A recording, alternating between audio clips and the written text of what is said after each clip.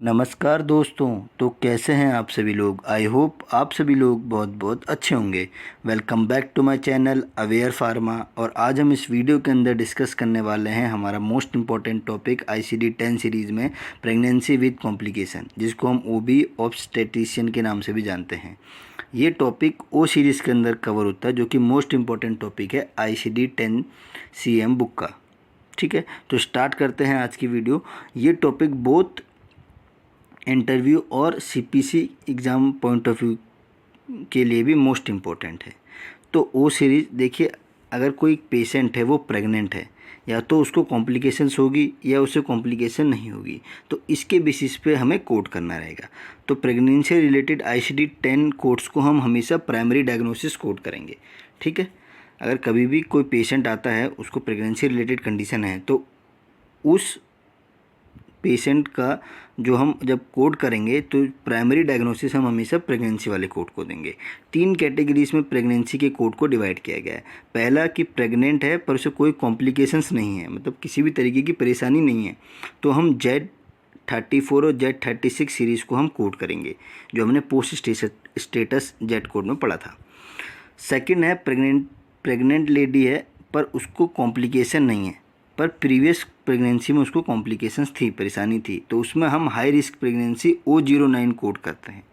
और third point है, अगर पेशेंट प्रेग्नेंट है पर उसे कॉम्प्लिकेशन तो है प्रेगनेंसी में, पर कोई दूसरी डिसीज़ की वजह से, प्रेगनेंसी की वजह से नहीं, तो हम O सीरीज़ कोड करते हैं। जैसे anaemia due to pregnancy, anaemia की प्रॉब्लम है इसलिए प्रेगनेंसी में प्रॉब्लम आ रही है, प्रेगनेंसी इसलिए अनीमिया नहीं है।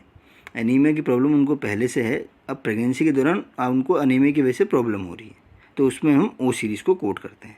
ठीक है, नेक्स्ट है कि लास्ट डिजीज हम देखेंगे प्रेगनेंसी के अंदर, वो ICD-10 कोडिंग के अकॉर्डिंग ट्राइमेस्टर के बेस पे डिपेंड है।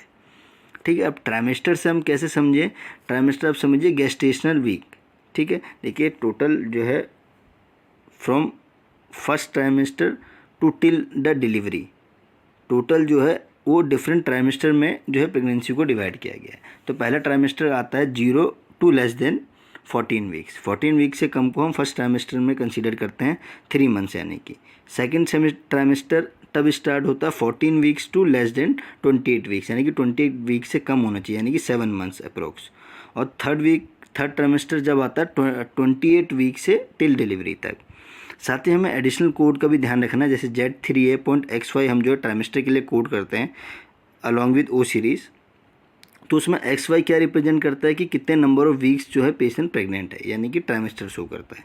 जैसे अगर कोई पेशेंट एग्जांपल से आप समझिए 25 वीक्स प्रेग्नेंट है, तो हम उसे कैसे कोड करेंगे, Z3A और XY की जगह हम क्या करेंगे 25। वहीं अगर कोई कहे कि 8 वीक प्रेग्नेंट है तो 08। ठीक है, ऐसे तरीके से 32 वीक्स प्रेग्नेंट है तो Z3A.32।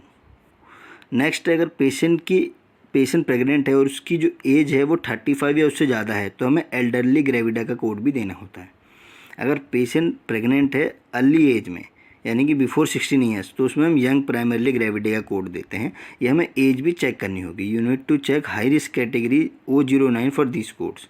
जैसे अगर एल्डरली ग्रेविडा है तो उसके लिए कोड है, हाई रिस्क प्रेगनेंसी का भी हमने पिछले कैटेगरीज जब हम पढ़ रहे थे उसमें हमने डिस्कस किया, O09.512, ये एल्डरली ग्रेविडा का कोड है। अब आप एग्जाम्पल से समझिए, एक 45 ईयर ओल्ड पेशेंट है जिसे 22 वीक्स प्रेग्नेंट है, जो कि वो फिजिशियन के ऑफिस जाती है कि उसे थायराइड नोड्यूल की प्रॉब्लम है।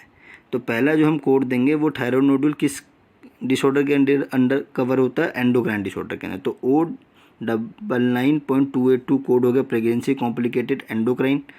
सेकेंड है कि अगर पेशेंट के 35 से ज़्यादा है तो हम क्या कोड करेंगे, एल्डरली ग्रेविटा O09.512।